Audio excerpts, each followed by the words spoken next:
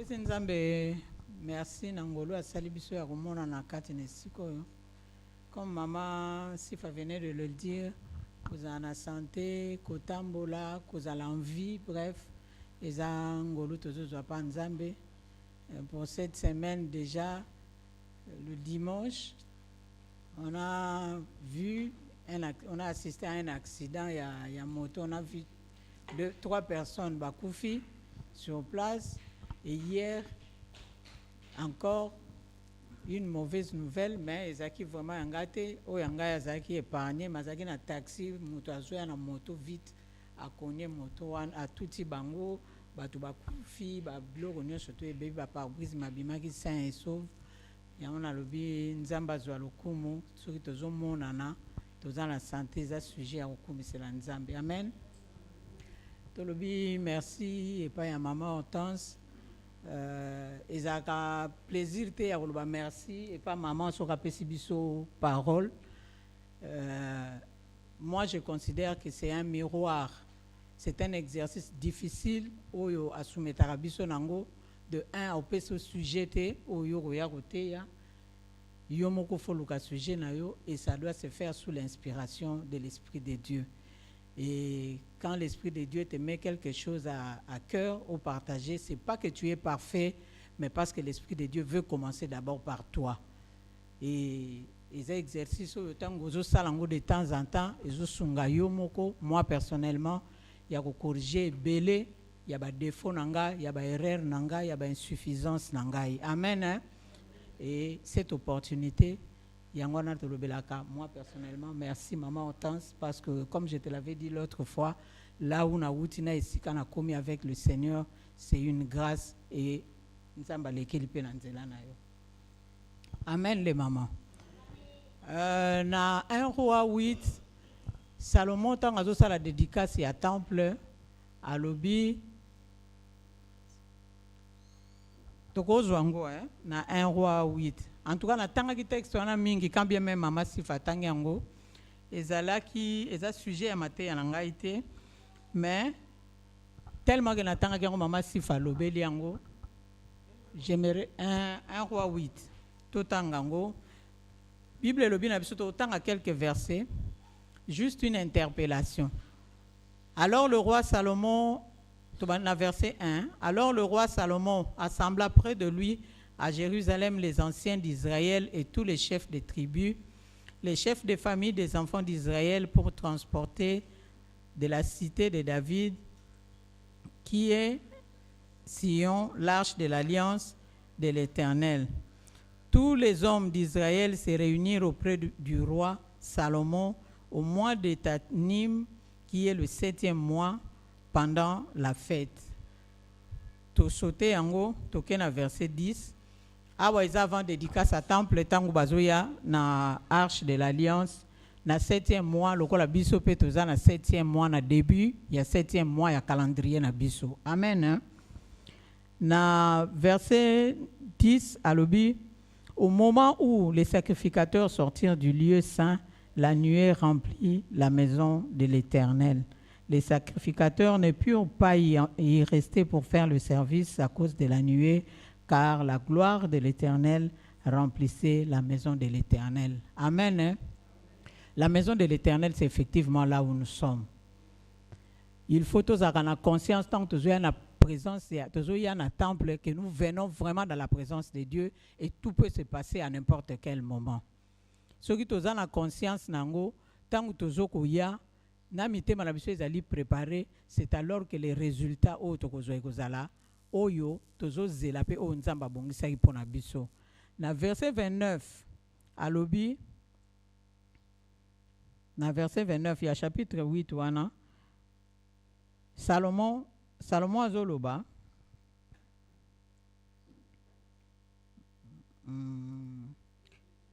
alobi, que tes yeux soient nuit et jour ouverts sur cette maison, sur le lieu dont tu as dit, là sera mon nom.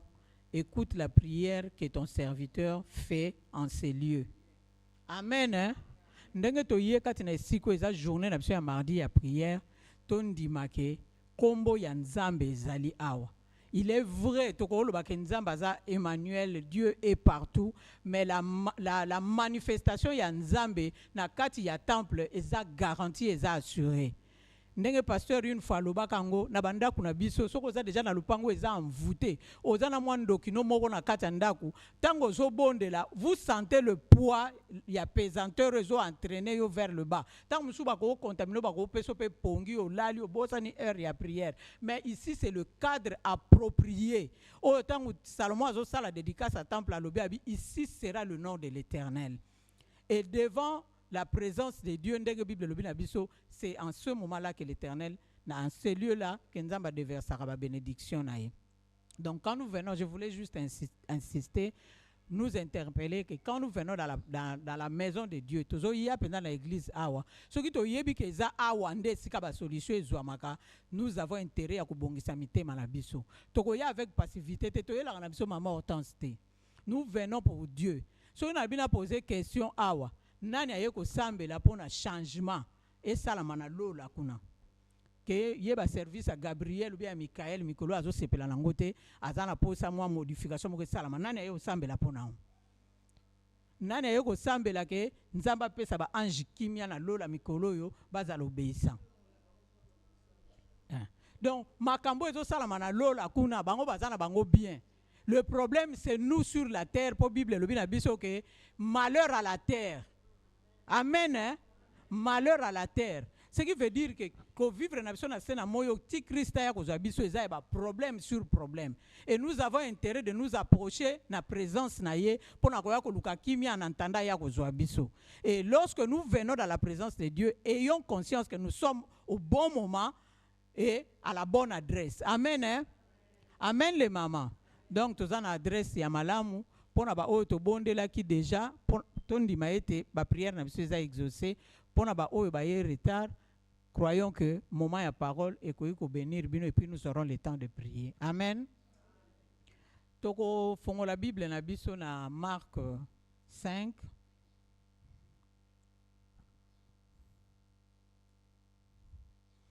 Toza na Marc 5. Tozui verset 21.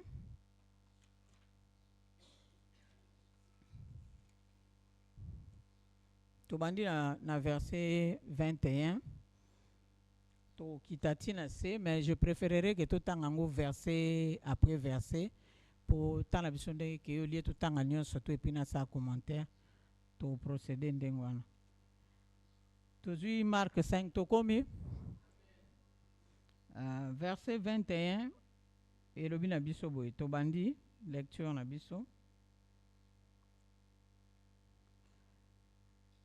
Jésus dans la barque regagna. Au fait, l'histoire na biso ezali Christ a outi na auti ko guérir le fou de Gadara na ville à Gadara wana a outi ko délivrer le fou de Gadara ou balba ki atika kindaku akendai ko vanda na cimetière tout ça et tant Christ a délivré ye ko longwa siko na place wana ko yana ye na azui barque tant ba bengani ye siko lisolo na biso to bandeli wana to comprendre hein? Donc lisolo e wuti na likolo kuna biso to kotelika na 21 tant ba bengani ya matina barque azongi azo traverser et pas lisolo na biso e bandeli. Jésus dans la barque regagna l'autre rive où une grande foule s'assembla près de lui. Il était au bord de la mer. Alors vint un des chefs de la synagogue nommé Jairus, qui, l'ayant aperçu, se jeta à ses pieds et lui adressa cette instante prière. Cette instante prière. Ma petite fille est à l'extrémité, viens, impose-lui les mains afin qu'elle soit sauvée et qu'elle vive. Bon, tokei kaka. Jésus s'en alla avec lui et une grande foule le suivait et le pressait. Tosuki wana na 24. Hein? Na katikati wana tozana lisolo sikoyo il y a la femme à la perte de sang. La femme à la perte de sang, ils ont matière na biso ya lelo te. Pour na biso na message na biso ya lelo, la femme à la perte de sang, ils ont interférence ou ezo salama tant mutu aza na problème na ya ko luka solution près à Christ. Amen hein. Awa tozana Jairus mutu aye ko luka solution ya mwana na ye o azobela azana posa bakende na Christ akende ko bikisa mwana na ye e a bondeli Christ na batu o fulo bazaki nango babandi ko kende et pas ya Jairus et nanzela la femme à la perte de sang aye ko intervenir à 8 ans surtout oyo akokai kozwa. Donc to sauter l'histoire, il y a la femme à la perte de sang to kei sikoyo to kitina se. To kei na verset verset 34. Verset 34, la femme à la perte de sang bongi, makamnaye sili. Toye na verset, la suite, il y a Jairus. Na verset 35, comme il parlait encore, survinrent de chez le chef de la synagogue les gens qui dirent, ta fille est morte. Pourquoi importuner davantage le maître? Mais Jésus, sans tenir compte de ces paroles, dit au chef de la synagogue, ne crains pas, crois seulement. Et il n'est permis à personne de l'accompagner si ce n'est à Pierre, à Jacques et à Jean, frères de Jacques. Ils arrivèrent à la maison du chef de la synagogue où Jésus vit une foule bruyante et des gens qui pleuraient et poussaient des grands cris. Il entra et leur dit, pourquoi faites-vous du bruit et pourquoi pleurez-vous? L'enfant n'est pas morte, mais elle dort. Et il se moquait de lui. Alors, ayant fait sortir tout le monde, il prit avec lui le père et la mère de l'enfant et ceux qui l'avaient accompagné, et il entra là où était l'enfant et la saisit par la main et lui dit, Talita Kumi, ce qui signifie, jeune fille, lève-toi, je te le dis. Aussitôt, la jeune fille se leva et se mit à marcher, car elle avait 12 ans. Et ils furent dans un grand étonnement. Jésus leur adressa de fortes recommandations pour que personne ne sût la chose. Et il dit qu'on donna à manger à la jeune fille. Amen. Hein? Donc, ce que comprendre, texte nabiso, to tanga, to bandi na 21, to ye, to suki, na 24, to longwe wana to ye ubanda na 35, to keiti na se. Amen. Hein? Voilà. To linga ikoloba boy. Na texte na biso, tango to tangi, lisolo yo ezolakisa biso comment la Jairus ou azaki chef à synagogue azaki na préoccupation. Et sa préoccupation ezalaki guérison ya mwana na ye. Comme nous aussi ce soir ou cet après-midi, toyena ba préoccupation na biso. Il est vrai que mutu na mutu aza na ndenge oye akoki kozwela nzambe na espace akoki kopesa ye mpona résolution ya problème na ye. Ndenge tolobaki ke texte wana eza à cheval entre masolo mibale. Mais soko landi yango okoti ozwi texte wana kobanda ne bandeli nango tina suko tali ba masolo wana ndenge landani ozomona mutu na mutu aza na espace oyo na ba masolo wana misatu espace o bazopesa nzambe na importance bazopesa Christ na importance o bazopesa Christ et Christ azo réagir en fonction ya espace o bazopesa ye. To mona tanga uti epa ya fu ya Gadara babengani ye akei na ye. Ils n'ont pas voulu profiter de la grâce, fouler la grâce de Dieu. Oyo aye ko accorder bango en les visitant parce qu'à guérir un fou. Ce que l'on dit avant dans le cimetière pendant plusieurs années, il a galéré, il a souffert, baye ko guérir mais bateau baza pembeni pour leurs intérêts personnels. Baza ki pona bangulu na bango o bakenda ki perte balobi que ils n'ont pas besoin, il y a grâce wana. Par contre, et pas yo azoro kende ayeko kokitana ya zo kitayeko kutana na Jairus aza posa na ye. Jairus aza posa ke asa la déplacement akenda ke komona mwana na ye abonde la pona na ye pona mwana na ye. Na verset 21 Jairus tango amoni Christ, la Bible nous dit aye moko aye ko se jeter na pied na makolo ya Christ. Il a identifié dans la multitude, il a identifié Christ na perception o yazaki nangwa yebi ke Christ ce qui na keye pa na ye de guérison ya mwana nanga eza une évidence. Amen hein? Aye kolela et pas ya Christ ayebisi yaka soko tie maboko et pas mwana nanga kozala sauvé, mwana nanga kozala guéri. Ye moko a proposé même et pas ya Christ. So totali la femme à la perte de sang ye moko mtazwa ki initiative na ye pe na ndenge na ye pour dire que soka toucher le pan de la robe a ozala guéri. Et ye pe tango aye akeya kutana Christ alobi abi yaka so totali osimbi mwana nango bondeli pona mwana nanga akobika. Dans verset 23, balobi, il fait une prière instante, c'est-à-dire prière au ezali persistante. Avec asali ye sous pression, c'est-à-dire que yaka okenokobik sa mwana ngai, yaka okekobik sa mwana nanga. Et tant azo kende akei Christ ake seul te, akei na foule wana nyonso tu o bazako landaye. Tant balandi Christ bakei bango nyonso tu groupe wana nyonso tu kande azaki babandi okende bakomi na nzela esalami sikoyo makambo oyo lisolo ya la femme à la perte de sang. Donc bango tango bazokende bazaki tellement ebele bazokende na mouvement wana la femme à la perte de sang. Objectif ya Christ ezaki azokende pas Jairus akebikisa mutu, mais la femme à la perte de sang aye ko arrêter la marche ya Christ asimbi le pan de sa robe na ndenga yaki kobika.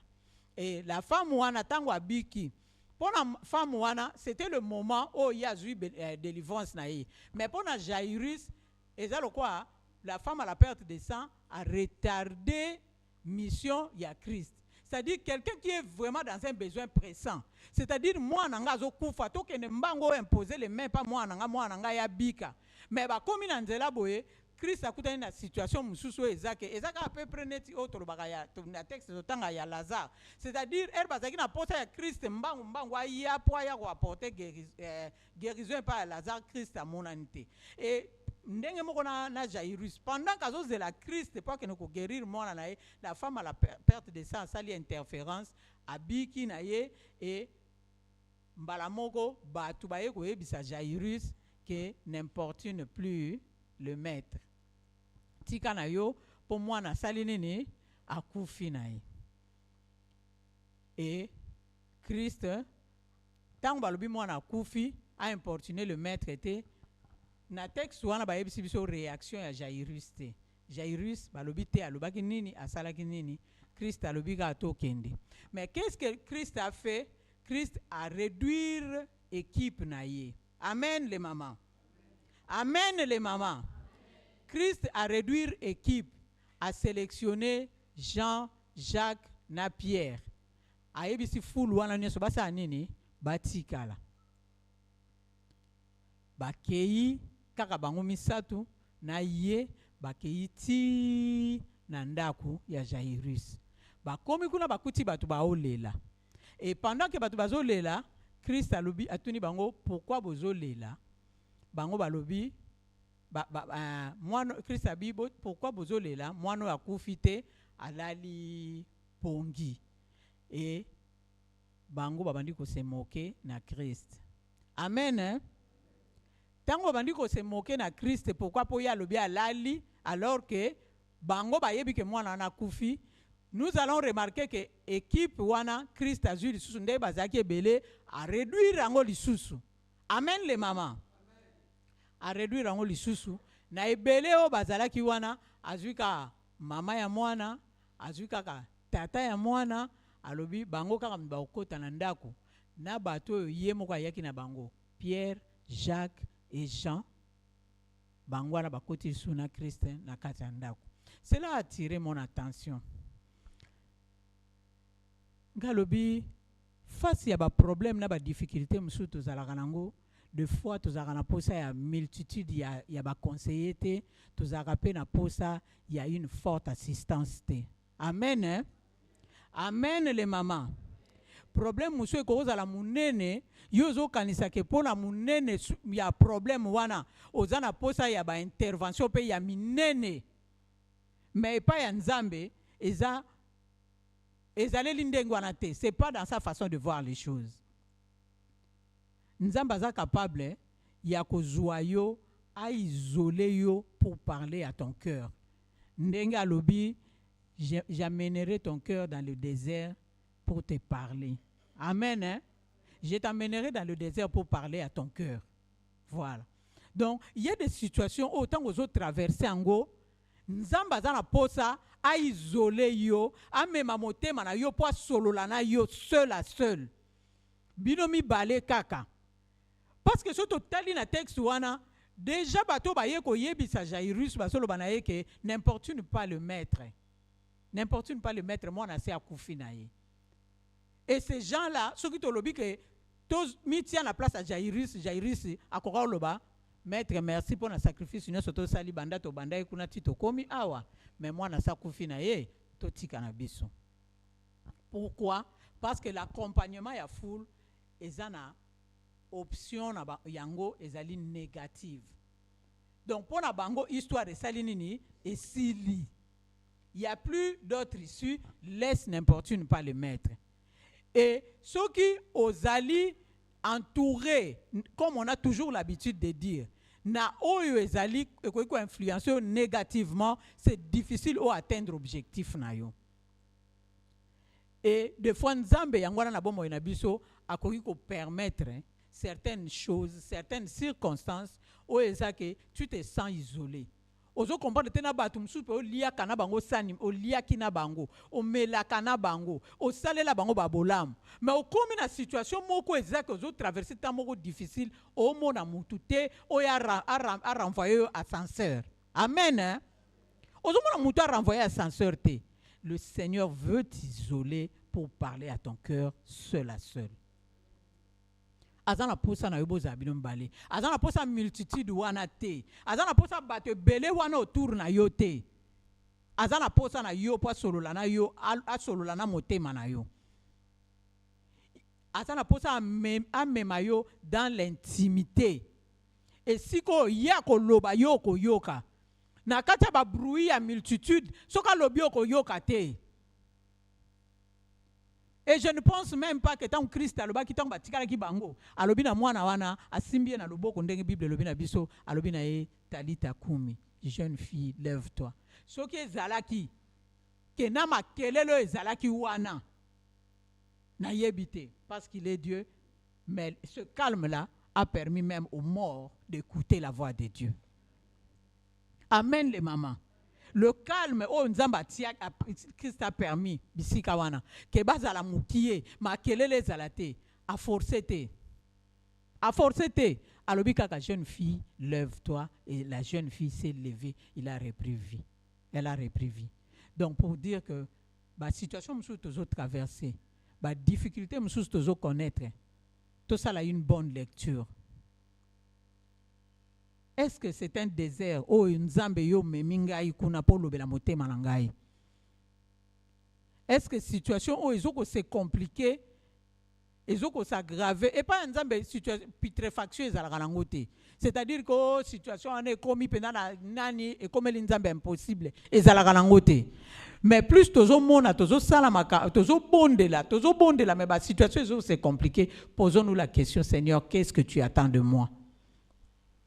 Moi, j'ai l'habitude de dire, à l'école de Dieu, plus on apprend vite, plus la situation, on est délivré ou on a la solution au problème.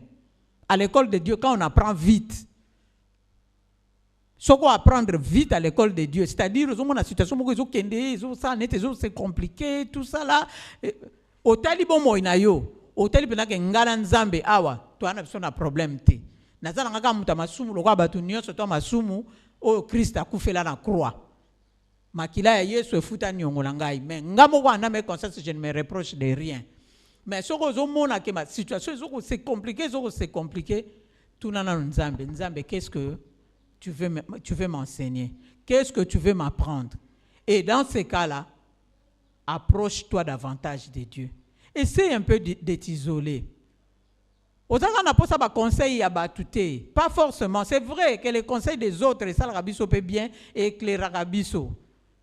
Mais là aussi, il faut faire la sélection, comme Christ lui-même l'a fait ici. Ayebaki banani akoza na bango posa na contexte wana. Ayebaki azana posa Pierre, azana posa Jean, azana posa Jacques. Le reste là, azaki na posa na bango te. Nanda ku wana pe, azaki na posa ya bato bazaki intéressé. C'est-à-dire les gens qui avaient intérêt quoi.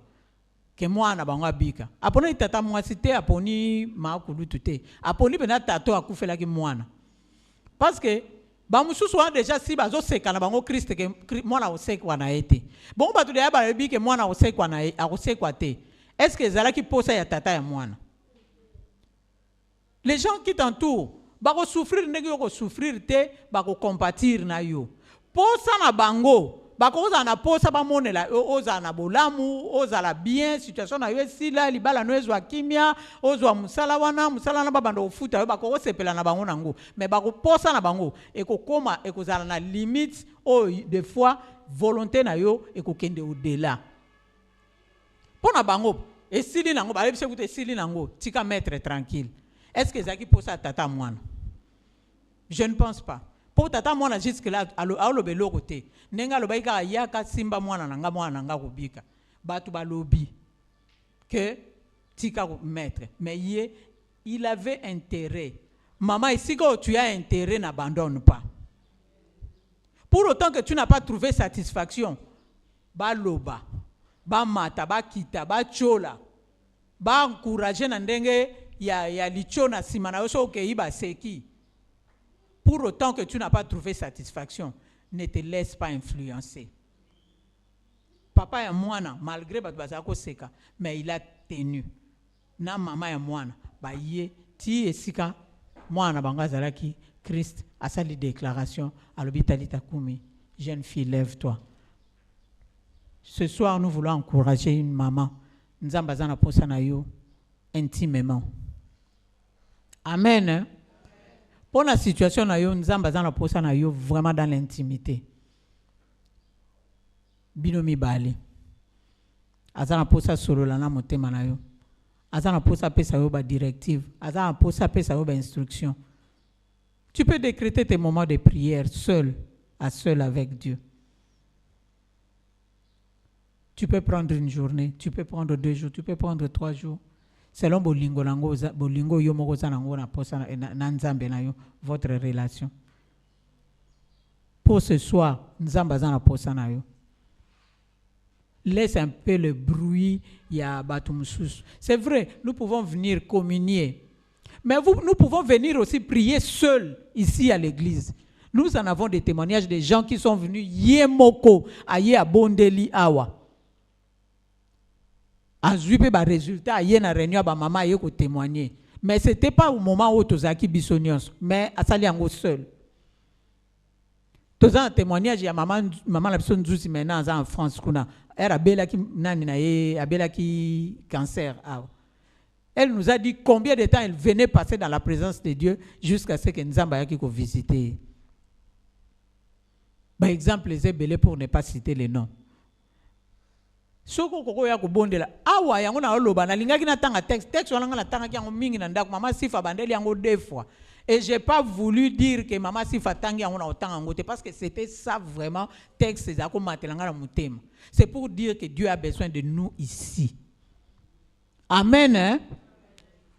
Dieu a besoin de nous ici. Sa grâce est à déverser ici et pas comme nani Salomon alobaki. Le nom de l'Éternel est ici. Le nom de l'Éternel. Comme on a Yahweh to ko invoquer yango awa, peut-être ko mona ba implication na ngona bomo ina biso. Dieu a besoin de nous ici. Nous avons des problèmes ya ndenge na ndenge awa. Yangwana na tuna kinani ayeko sambela pona makambo etali lola. Makambo etali lola to tikeli nzambe yem tajera ngango kuna. Oya ko sala rébellion na ye soka ko boaka ye na se soki na nous intercédons ici pour nos problèmes, nos difficultés, tozana ba problème o ezoluka ba solution ti mukolo Christ akoya awa. Amen hein. Aya kozwa biso dans l'entretemps tozana issue mususu te. Tozana secours mususu te maman. Nous avons besoin de Dieu. Makelele eko distraire yo. Multitude ya ba conseiller, yana ya ba stratégie eko distraire yo. Mais soko taleli nzambe, seul nzambe wana ausunga yo. Amen hein? Nzamba umona yo. Aza oya pesa kabiyano. Aza oya yaka na secours na biso. Abwaki si biso te alingaka biso, il nous aime. Bible lobi aza compatissant. Ce qui veut dire que tant que yoka kapasi ye pa yoka kapasi. Tant que biso to lelaka, nzambe na biso ayoka kamawa. Et maintenant quand il nous voit pleurer, azo yoka mawa, il se demande nazo yoke la ye mawa, mais quel effort elle fournit pour qu'elle soit solution à problème na ye. Tu n'en parles pas. Tu n'en parles pas sérieusement. Soki to encourager biso na poko lelo to bondela oyebi soko au fait nzambe to zwaka plus na notion ya abstrait, c'est ce qui fait que to zala kapena na difficulté ya ko solola na bien. Ozomona kaka azawana te likamona so na binde nazo expliquer mami avandi bo nazo ba ke nazo loba na mutu na kopesa ina ba pression na ba détail na osala effort que à comprendre ngai. Mais c'est pas la même chose que nous faisons avec Dieu. Avec Dieu, tout ça, likolo. Mais la plupart des temps, tout ça, on a des plaintes, on a des murmures, on a des boudés. Alors que, tu as zoyé, tu as penza awa, tu as bondé lié, tu as eu des problèmes na biso, tu soumettre en wepanaye. Amen. Nous sommes dans l'adresse, il y a bien, et pas yo nzamba zo la biso, pour appeler sa biso, ba solution. Nde to lobaki, nzambe azana posa ya ko analyser pe ya ko analyser ba problème na biso pe ya ko toucher mitema na biso pe ya ko pesa biso ba directive ndenge sengeli. C'est à nous de nous approcher de lui.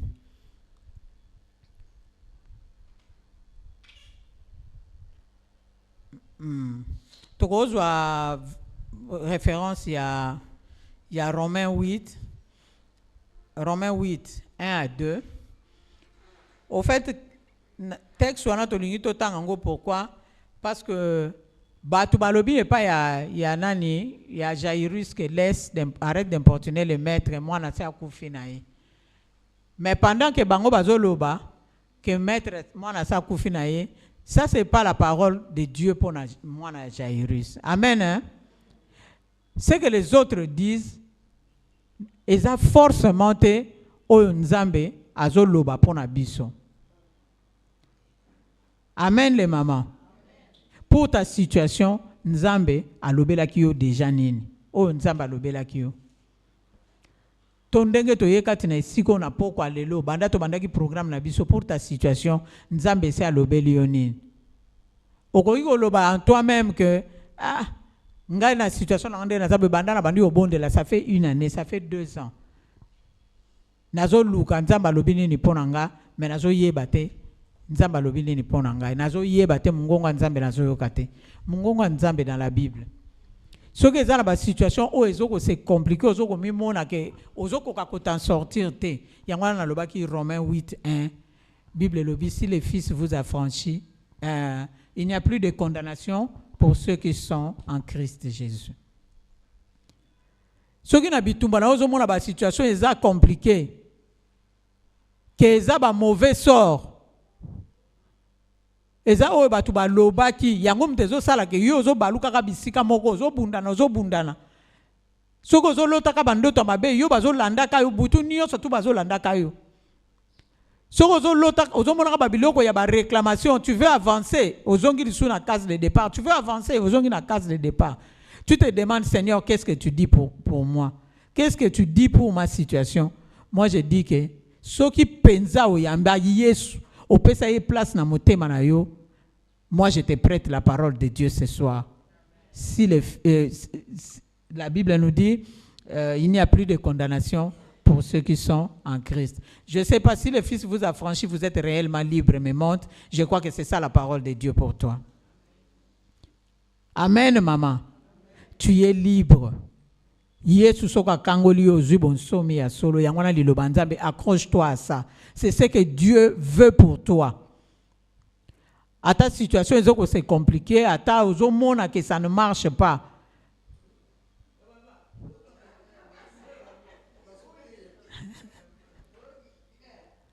Donc, la réclamation, les liens de l'ennemi, tout ça là, ezali avis, il y a Satana, naba acolyte na ye, que tu abandonnes. Mais ce soir, encouragez yo, lève-toi. Amen, hein? Amen, maman. Na pokwa lelo, tolinto le bateau telema. Lève-toi, lève-toi. N'abandonne pas. La vie des autres est contestée. Considère que le temps où ils ont traversé, na épreuve oyo, nzamba zana posa ko solo la na yo, azana makambu ya koloba na yo, azana ba directive alinga pesa yo, ou aborder autrement le problème oyo zanango. Ko abandonner te. Difficulté oyo zanango, moi je pense ce soir que ça une opportunité pour na yo ya ko avancer avec le Seigneur. À l'école de Dieu, apprends vite. Si tu apprends vite, tu avances. Si tu ne veux pas comprendre, tu ne veux pas apprendre, tu vas passer encore beaucoup de temps dans cette épreuve-là. Amen. Hein? Donc, comme nous avions dit, les autres n'avaient rien à perdre. Ils n'ont rien à perdre. Tu peux te dire peut-être que le pan autozo vanda na sali nazana na eloko te na mama lupango to welele eloko te na ofuta mbongo na ye, mais subitement ka ekomi na vanda na lupango na ye te na bima na kende. Ça paraît bizarre, non? Ça paraît incompréhensible. Mais ce soir, le message est que Dieu veut parler à ton cœur. Il sait pourquoi il veut t'isoler. Kolela shute na butu komi tungisa lisute pona ozo sentir wana, pona ozo vivre wana. Tu es à l'école de Dieu. Nzamba zana posa ya ko instruire yo ayebi makamuna indenga zo sala. Ce que tu viens de perdre, oh yo mona ki est important pona yo. Dieu te dit cet après-midi, ne pleure pas. Liloba nzambe pona yo. Encore une autre parole, il a dit, voici, je serai avec vous jusqu'à la fin des temps. Pendant cette épreuve, tu n'es pas seul. Nzamba zana yo ilongo, oza yo moko te. Il n'y a pas ce lingaki ozala soko ozala ki yo moko. Oza yo moko te.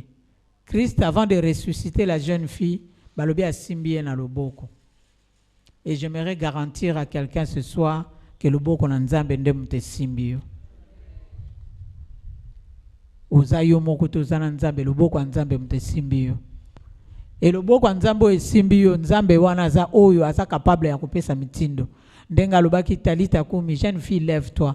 Notre Dieu est capable de donner des ordres pour bouger les choses. Asa capable ya koloba pe et salami. Tant alobi na jeune fille, lève-toi. Abandeli yango 2 fois te, une seule fois. Un seul mot de sa part, il est capable de faire la grande transformation, de bouleverser les normes, les règles et à recadrer, à réajuster. Seulement, il faut être attentif. Amen. Amen les mamans. Pas de bruit. Ne sois pas distraite. Ne te laisse pas préoccuper par ce que tu vois ou ce que tu vis. Moutako dominer yo azana yete parce que tu es un Dieu puissant. Moutako sala yo mabe azate. Po yo za mwana nzambe. Soko za sur penda ko zwa vi na yo pesa ngo pa Yesu. Azana contrôle nango. Azana nion surtout dans ma boko na Bible lobi personne ne peut ravir ce qui est dans le creux de sa main. Oyo ya yo, oyo nzambe asimbi na maboko na ye muta ko boto la zate. Eza bana na yo, en tout cas tant to yaka ko sa dédicace à bana eza aventure te ke na mona ki ka mutu akende ko sa dédicace ya bana kuna nga pe na landaki. C'est très important. Soko bana no tika bango na maboko nzambe mama. Bitumbe yana buto yana moi pona bana na yo yebisa nzambe bana wana na simbisa bango na loboko na. En tout cas moi c'est ce que je fais. Na yebisa ka bana wana na yako bombisa bango na maboko na yo. Donc occupe-toi na o nyonso to azolanda ye, occupe-toi na o nyonso to azoluka kosala ye mabe. Nous avons intérêt à régulariser ba mabala na biso, courage à maman Inès qui veut le faire. Libalo ba ya ba kanga penda na miso nzambe penda ba sela o Yesu a lo Bible lobi ke o nzamba kangisi muta ko kabola te. Allez, yo penda pona gauche droite o lobi ko e panzana nango. E o panzana te ata ba ke ba koteli yango ake ba azwi soki zakala apo yo bima na ndako o bima te po ya yo muta kanga ngo eza nzambe. Amen. Ata mama bokilo amati, ata ba semeki ba mati. Oyo ngala yebi, ezake oyo nzamba kangisi muta okabola azate. Tozana crise ya parole ya nzambe. La parole est là. Tout y est. Nyonso tozana kati ya maloba. Na Bible awe ezali. Salomon na texte totangaki ya un roi alobi abi atangi ba ka oyo bana Israël ba koko ya nango nzamba o résoudre. Pareil ndenge biso toye awe. Alobi abi soki ba ye ba sali masumu ba yeko lele pa na yo yawe limbisa. Donc nde tozaboye toza susu na se ya condamnation te. Oyo biso to salaki ya mabe tangu to koti na kati na siko to bondeli to confesser. Monguna ko iko rappeler biso yango lisusu te. Po biso to yebi ete to yaki kati na siko yo to beleli makila na Yesu oyo somba biso. Le prix à rachat c'est le sang de Christ. Tangu to ye kati na siko to bondeli to sengi pardon. Nzamba sali nini? Alimbisi biso. Salomon alobi tangu peste ko ya, famine ko ya. Soki ba ye ko luka yo, ba beleli yo, nzambe yo ka lo sambo na bango. Eza ba différent ka o biso to ye nango awo. To ye na problème nini? Ya ko zanga, ya ko kelela. Awa pe na présence nzambe na temple, soki to bondeli pona bakawa na solution ezali. Alobi tangu monguna ko ya ko lukila bango bitumba. Soki ba ye ko belela yo, ba ye ko luka secours na yo, yawe yo ka lo sambo na bango. Bitumba na yo eza ya dimension nini. Ndoki wana ata za 24 dan, ata za 12 dan, ata za pe 60 dan zo bazala. Mais na présence nzambe tangu tozoya ko luka ye, solution ezali nzamba ko bunda bitumba na biso. Salomon lo bitangu ba ko bela. Soki ba ye na présence na yo ba ye ko luka yo. Yawe bikisa bango. Problème ngo eza ya maladie. Na présence ya nzambe lelo ba solution nyonso to ezali.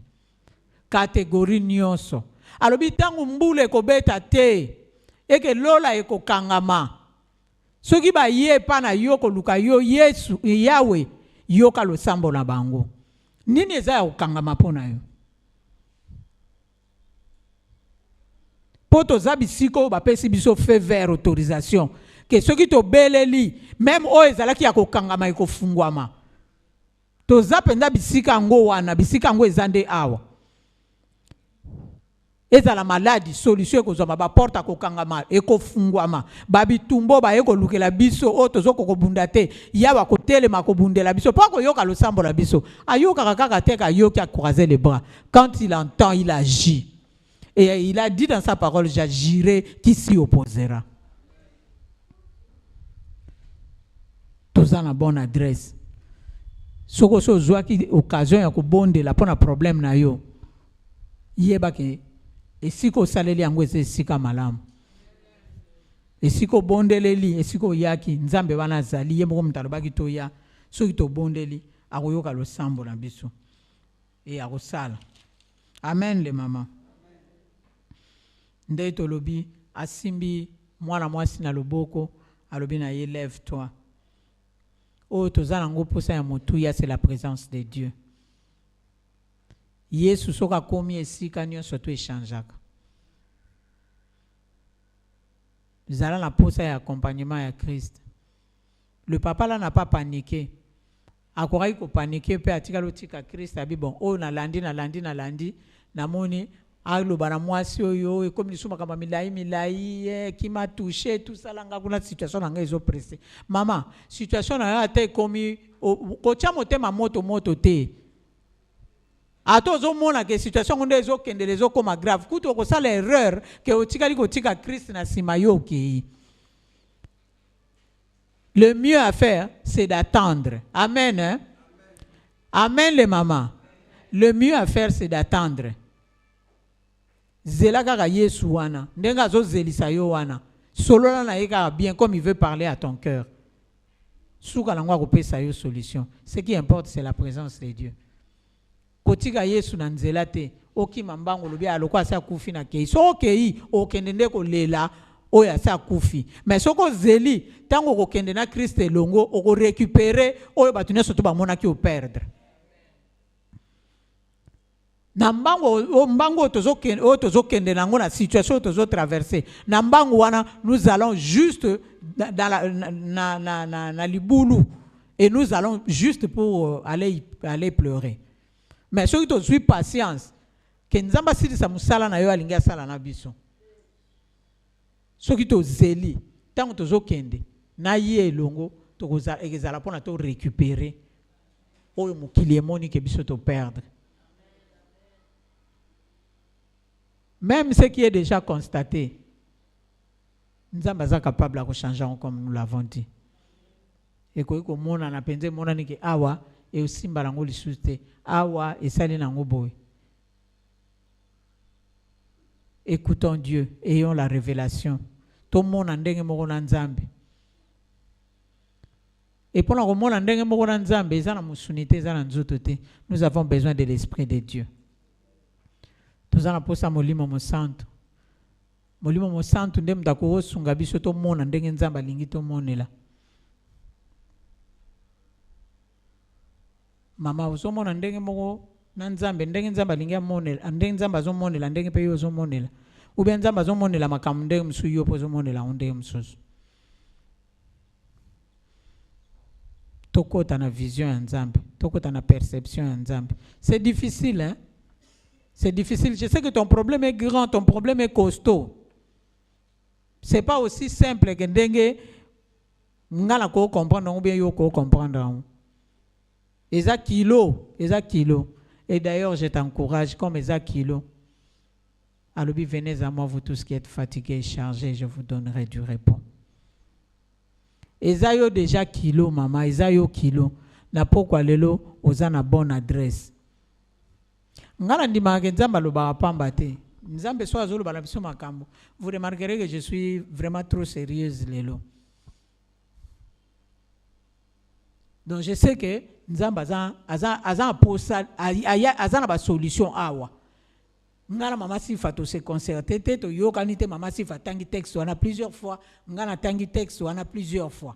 Quand Dieu dit que dans sa présence so to yena ba fardo na biso tozana esika ya bien il est là pour nous résoudre. Je souhaiterais que n'importe lelo motuta zonga na problème na ye. Et vraiment conscience que problème wana ce que zala ki kutu que na habité on pouvait même je maintenant problème na yo tel que zali hein maintenant avec l'aide du Saint-Esprit je problème no seconde zali mais toi yo mo na mutema na yo je maintenant problème na yo décrire ton vrai problème openzo yeli lelo ce que za moko ce que za mibali o matisi yango na makanisi na yo tuzo salango hein Soit sur problème no penza oyo penda oyo oyeli kati nesiko oyo olobaki penda ke lelo na ke lukelonga nzambe oyo pe atango zolonga na ndako olobaki lobobi na leli pe mingi lelo na ana posa solution otali pe lobobi te oyo pe umeli mingi yo moko na makanisi na yo matisa ngo siko na motema na yo matisa likambwana na motema na yo maintenant matisa likambwana na motema na yo siko réalise que oza esiko ba ebisio zwa problème wana kitisa ngo lelo Et ils ont la solution. Ça, c'est Dieu qui l'a dit. En tout cas, moi, je ne me suis pas concerté dans ma tif. Donc, parce que Dieu a insisté que dans ce temple ici, il y a la solution au problème. Je vois problème, nous, tu as les yeux fermés. Tu as les yeux fermés. Je vois problème, maman na bi ko lala te na bi ko lala te to ye ko lala te so za posa ko lala kende ko tia kwet ndenge ma si falobaki zwa problème na yo matisa ngona mutema na yo sikoyo problème na yo matisa ngona mutema na yo oza penza bisika ngo il y a une visitation spéciale aujourd'hui. Nzamba alobaka pamba te. Nzambe na biso alobaka pamba te. Zwa problème no matisa ngona mutema na yo banda ko matisa ngona makanisi na yo. Maintenant so moni yango elekili yo kilo. Au moni yango penze lekeli yo kilo en signe d'humiliation tu t'agenouilles. So moni yango penze lekeli yo kilo. Au moni penake problème no ndengo matisa ngona mutema na yo. Et mati pana mutema no keti na makanisi na yo. Au moni ke lekeli yo kilo que tu ne sauras pas. Tu t'agenouilles.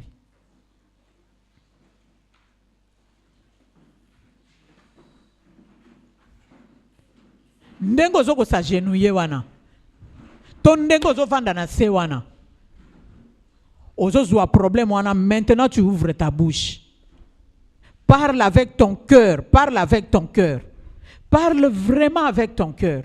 Ndenge na loba ki matisa likambo wana na mutema no na yebi ke zape na mutema na yo. Na lobi matisa ngo tina makanisi na yo. Na yebi ko matisa ngo pena tina makanisi na yo. Siko banda ko expliquer ye.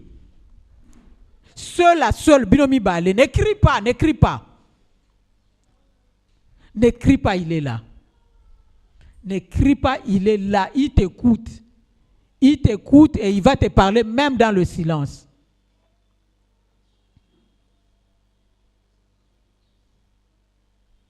Sopa monte mano liboso nzambe.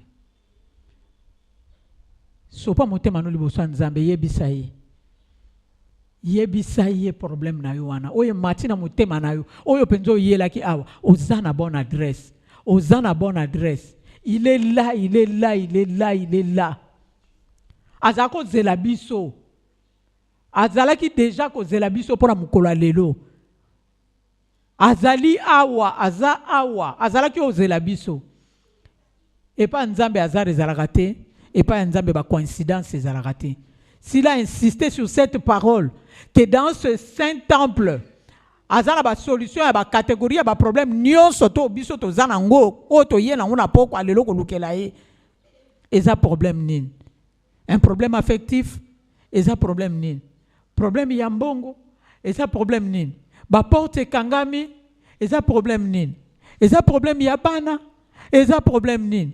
Eza problème ya ba mauvais sort, eza problème nini? Eza problème nini maman? Tozana nzambo alemba na ba problème na biso. Eza problème à santé. Eza problème à santé maladie yango balobi eza nini? Balobi eza nini? Ako lemba na eloko te. Lelo ayaki na rendez-vous na biso. Alobaki azozela biso. Mama kozonga na problème wana te. Kozonga na problème na yo te. Répands ton cœur devant le Seigneur. Azala maboko ya kufunga mazozela. Porte nini yango eza ya kokangama pona yo. Porte yango eza nini o eza ya kokangama. Azozela yo. Si tu n'avais pas un problème spécial, na poko ya lelo oyo kokai ko lukila nzambe, alors prie pour le salut des âmes. Bonde la pona ba o bazana libota na yo ba yebi Yesu te ba yepa Yesu. Yebisa Yesu mona bana na ngai. Ba o ba yebi yo te. Mona bandeko na ngai o ba yebi yo te. Ba o ba yebi Yesu te na kata libota na yo. Ba ko longola kimia na yo. Prie pour le salut des âmes. Bientôt ce sera la semaine évangélique. Ba problème muso zana ngona ba semeki na yo po ba yebi Yesu te. So ba yebi Yesu yo ozwa kimia. Ba problème muso zana ngona ba voisin na yo eza po ba yebi Yesu te. So ba yebi Yesu yo ozwa kimia.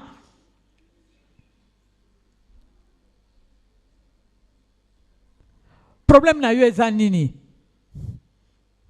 Prie le Seigneur. Prie le Seigneur. tokozonga ndenge toyaki te. Tokozonga ndenge toyaki te. Tokozonga ndenge toyaki te. Toye kotombola Yesu, Yesu. Toye kotombola Yesu, Yesu. Ajali na bomo Yesu, Yesu. Ajali na bomo Yesu, Yesu. Liziba na bomo Yesu, Yesu. Liziba na bomo Yesu, Yesu. Ajali na bomo Yesu, Yesu. Ajali na bomo Yesu, Yesu. Maman, Yesu azali ziba bomoy. La source inépuisable, source ya ba solution. Soko ba genou sali pas sur monde ko telema o telemi. Toza ya ko vanda te toza soit ya ko telema soit toza genou. Alobi na biso aza awa yaki na ba solution pour na biso. Ba solution ezali awa dans sa présence. Azali source inépuisable et pas yo tokoki kozwa nyonso. Source epesaka kimia, source epesaka esengo, source epesaka réconciliation, source epesaka mbongo, source epesaka santé.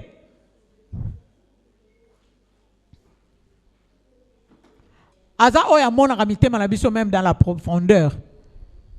La femme samaritaine tango ayaki Yesu tanga yebisi eke ozana mobali te, même le 5e ozana ye azaya yote.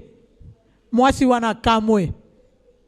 Les Écritures nous apprennent que moi si wana elekeli comment est-ce qu'ako yeba mbala moka déclarer qu'aza vrai prophète. Yesu aza prophète ya malamu pona yo. Yesu aza yemoko le maître ya malamu pona yo. Yemoko aza le sauveur ya malamu. Non seulement ako révéler le vrai problème, mais aza aussi na capacité à repérer sa solution na problème wana. Aza liziba bomoy. Toye pa ina ye problème nini elekeli yo. Tikela ye. Kozonga nango te. Kozonga nango te, il est effectivement là. Azo résoudre type ni surtout ya ba problème biso tozanango. Liziba ya bomo eza Yesu. Liziba ya bomo eza Yesu. Même a ba déclarer déjà que c'est koufi, aza capable ya ko redonner vie. Aza capable ya ko pesa mitindo. To sito bundi awa, te sito to ziki sito sito baby si. O nyonso to ezalaki ba projet ya diable. Mais to ye komi kitisa pour lui dire que na biso moko to kokate. Soki to bimia to ko reprendre ba problème na biso. To za na posa ko kene nango te to ye to ya ko tika ngo pena na sama kolo na ye. Étant donné que to za na bonne adresse. Eza bitumba. Salomon lo bitango ba ko bunda bitumbe ko lega makasi ba ye pa na yo.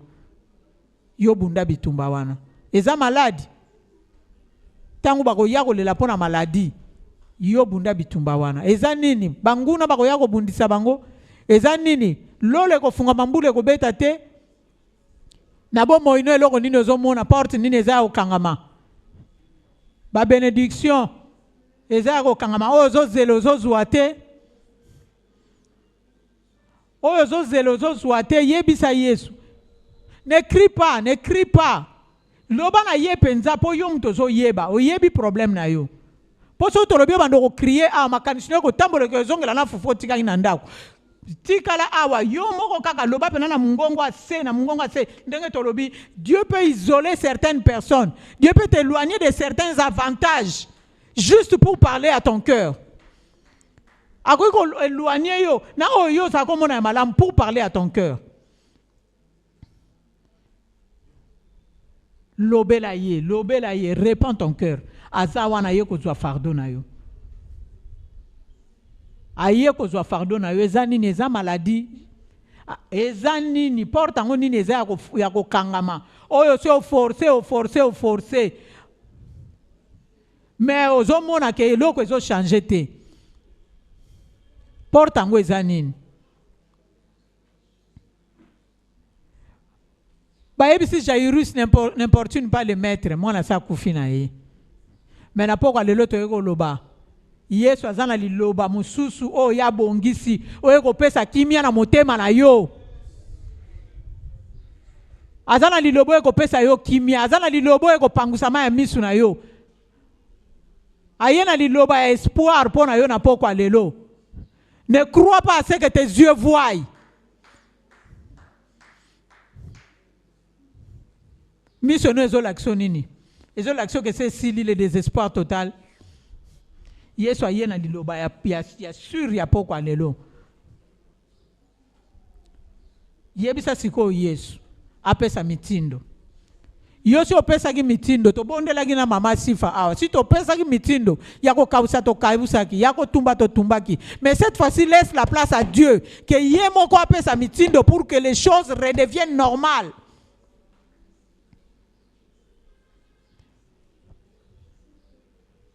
Yebisa Yesu ngala lobi mingi na pesi pe mitindo mingi. La Bible yebisa biso face à la tempête tangu Christ a tellement qui a lobby Bible yebisa sur le calme était redevenu, le vent s'est apaisé, le calme est revenu, la tempête s'est apaisée. Yebisa Yesu tellement mupepo eleki makasi. Yesu telema mupepo eleki makasi. Mupepa maladi wana na kati ndaku na oya zui oya tike koko mema mutu mama. Yebisa Yesu atelema aloba pona maladi ezokota na kati ndaku na yo. On vient d'en parler tout de suite là avant la prédication. Mbongo zo sala ekoteli na gauche bimeli na droite na ba ordonnance na ba consultation. Mupepa maladi ekoti na ndaku se calmer. Seul Christ a le dernier mot. Ye mutako iko loba. Banani esi batelema ki balobaki. Batelema ki liboso na yo balobaki eloko nini. Tozo bele la mutu asuka. Aya ko loba akanga masolo nyonso tu. Au changement de saison. Au changement de saison. Oya zui, oya tiki, oya zui, oya tiki. Yebisa Yesu atelema. Mupepa maladi wane se calmer. Et se calmer. Solution oyo zomona déjà lidusu ezo fungwa mawana. Eza la provisoire te yebisa Yesu. Porto na zomona ezo fungwa mapona problème oyo. Porto na zomona ezo fungwa mapona dossier oyo. Eza la provisoire te bakanga ngoli susu te. Ndenge fongwami kaka.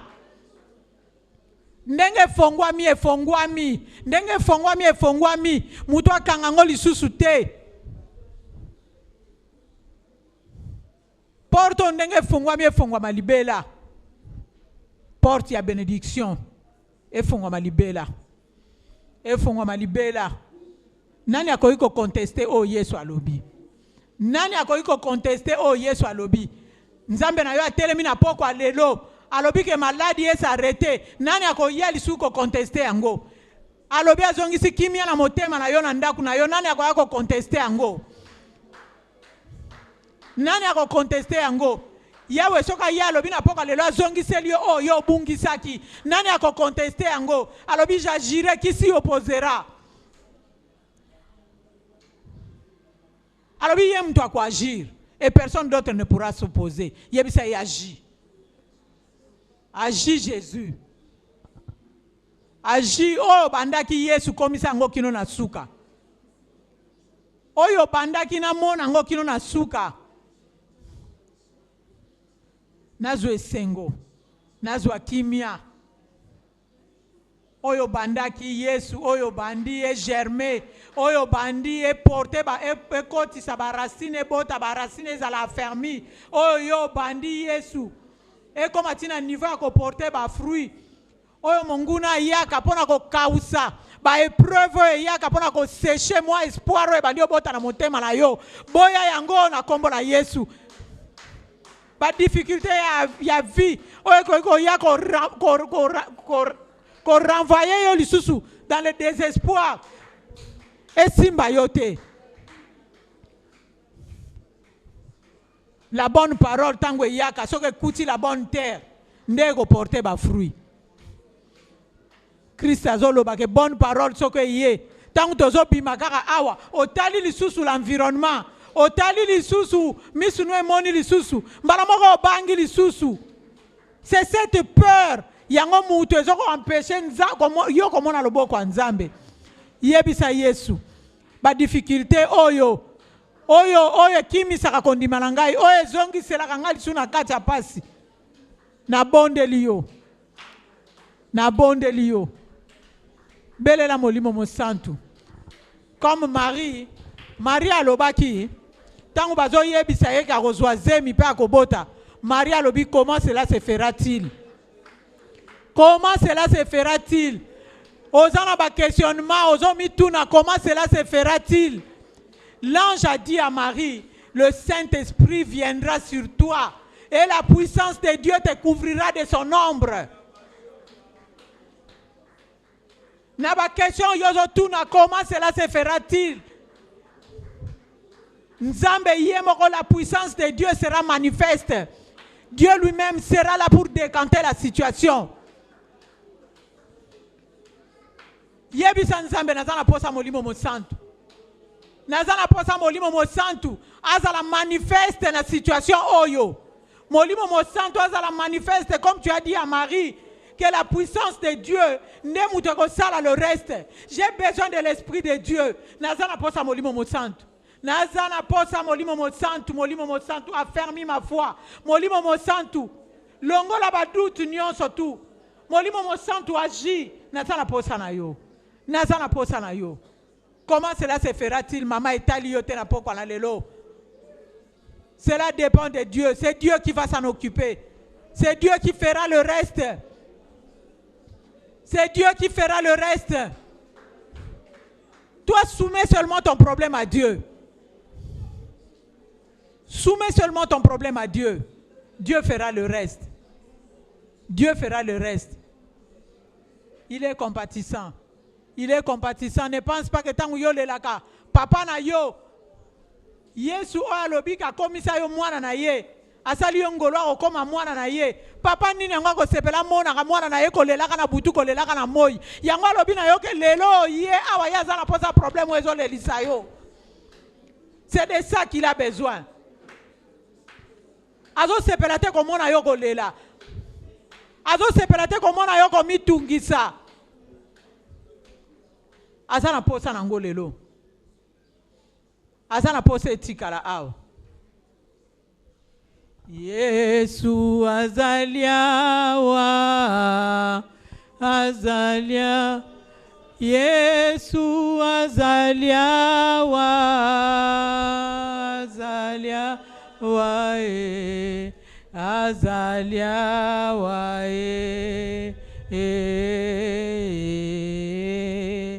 Azalia wae o Yesu azalia wa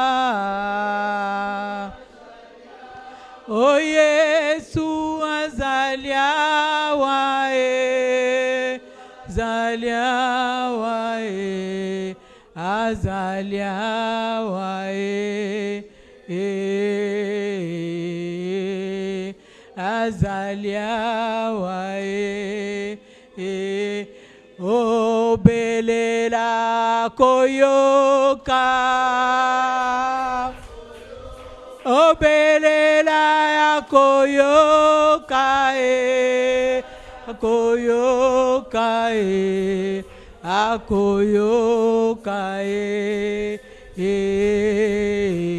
belela koyoka o belela ya koyoka o belela ya koyoka akoyoka e, akoyoka e, akoyoka e, senga ye akopesa, osenga kopesa, kopesa e, akopesa e, senga kopesa e,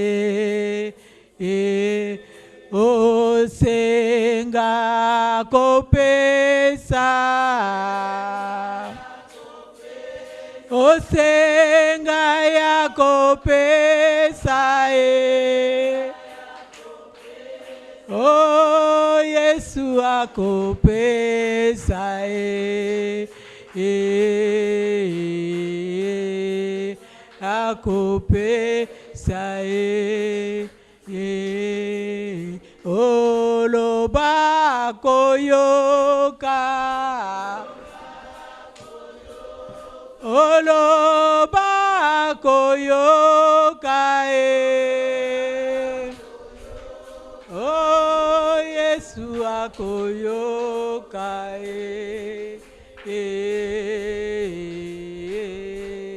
akoyoka e, mama belela ya koyoka yo, belela ya koyoka yo. Siko soki olobi oyoki motema etondi, okoki koganga. La Bible nous dit, les enfants d'Israël crièrent à l'Éternel. Okoki kobelela ye, siko okoki koganga. Belela ye na mongongo makasi ya koyoka yo. Balobi bana Israël ba kriaki epa ya Yahweh, Yahweh ayokaki. Belela ye loba Yahweh nasuki, Yahweh nasuki, Yahweh nasuki nazana posa solution, Yahweh nazana posa solution, Yahweh nazana posa yanoko ute pai na yo. J'ai besoin de ton intervention pour la situation oyo.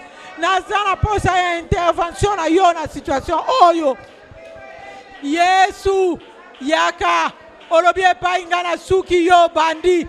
Nalakisi yo na mikitisi, na fuka minaleli epai na yo, nalobi nga na suki, yaka yo banda, yaka yo récupérer situation, yo kota likambo yo, ba porto na beta ki yawe fongoma kite, yo za capable ya kofungoma, ya kofungola. Naliloba na yo moko, oza capable ya kosala ya minene. Naliloba na yo moko, oza na posa ya kokangola. Olobi si le fils vous a franchi, vous êtes réellement libre.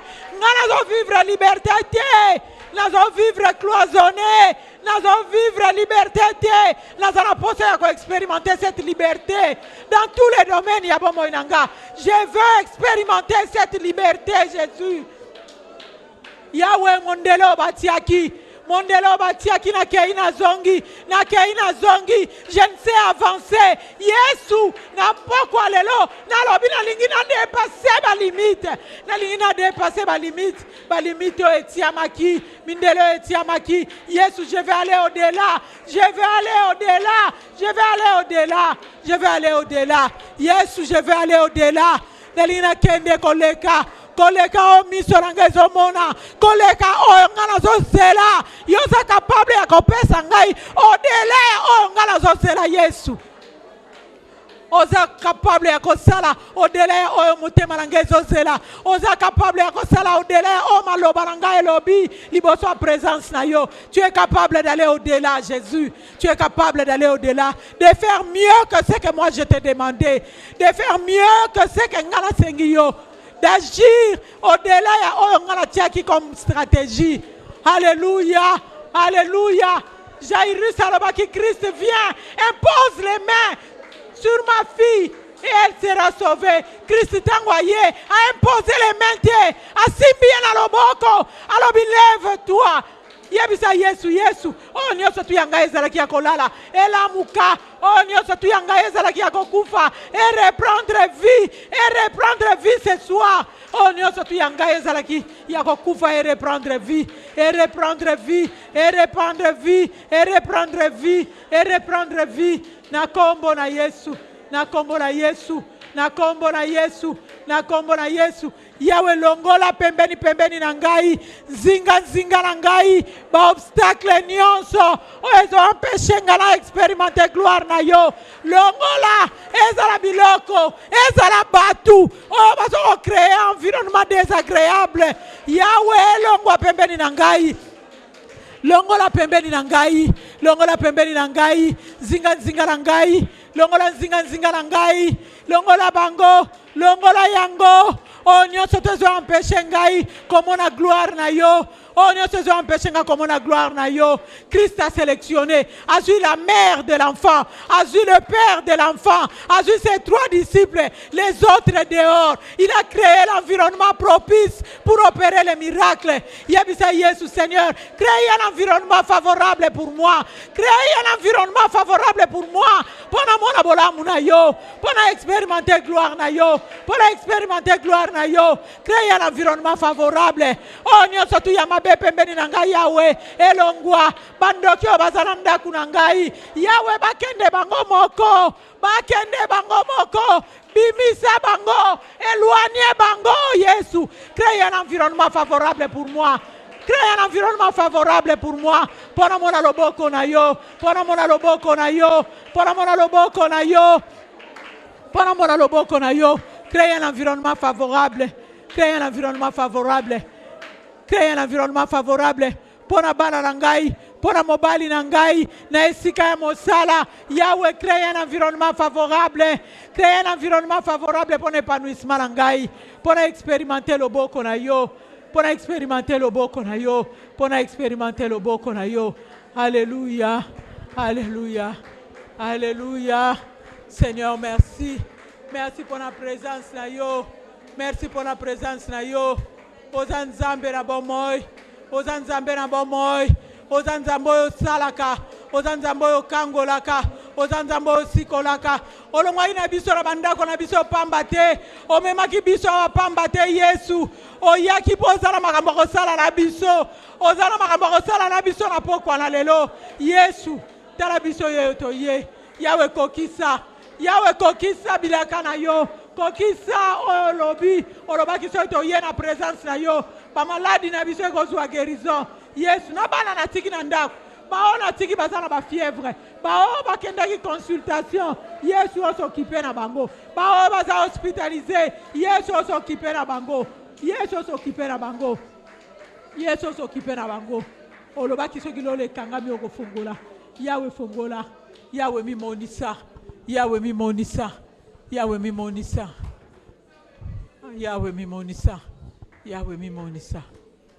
totomboli yo merci pour na bolamu na yo merci papa pour na o nyonso to bongiseli biso merci pour na o okokiseli biso alléluia kumisama kolo Yesu kumisama kolo neto lama kolo Yesu neto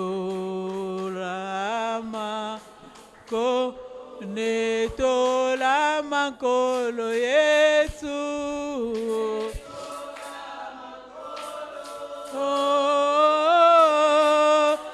amakolo neto lama neto lama kolo Yesu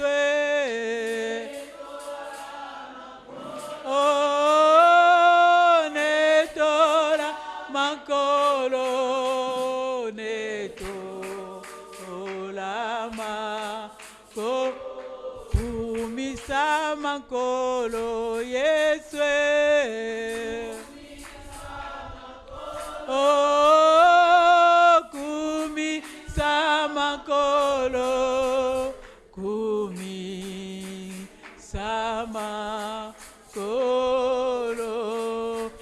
Mama otomboli mongongo na yo kumisi Yesu. Pona bolamu na ye. Oya sali epai na yo na pokwa na lelo. Azali papa na biso. Oya moni pasi na biso lobana Yawe merci. Merci pour soulager ngai. Merci pour apaiser ngai. Merci pour opesi ngai mai na kimia. Omelisi motema na omelisi ngai mai na kimia. Yahweh merci pour du ba fardeau na ngai. Yahweh merci pour s'occuper na ngai. On dit ko ça la prise en charge ya situation na ngai.